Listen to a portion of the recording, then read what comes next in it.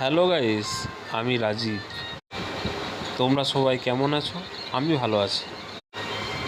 আমি যে এই ছবিটা দেখাচ্ছি এটা হচ্ছে গৌড়বাজার।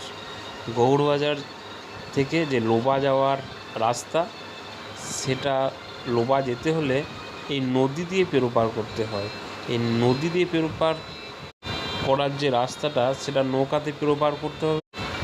এই নৌকা দিয়ে যে লোবা যাওয়ার রাস্তা, সেটাই হচ্ছে শর্টকাট রাস্তা।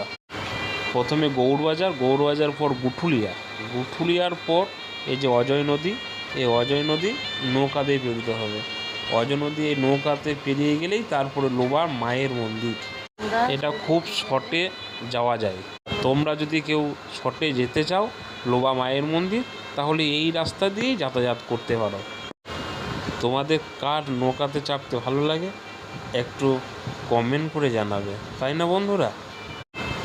আমার তো খুবই ভালো লাগে এই নদীতে যেতে। এই নৌকাতে চেপে কার ভালো লাগে একটু কমেন্ট করে জানাবে, তাই না? এই দৃশ্যটা কত সুন্দর লাগছে, এই দেখতে ভালো লাগছে না?